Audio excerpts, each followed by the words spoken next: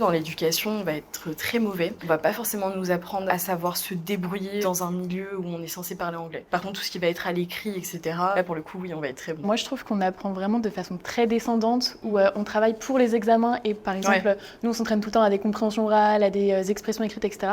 Et en fait, c'est sous le format souvent de lettres ou de mails.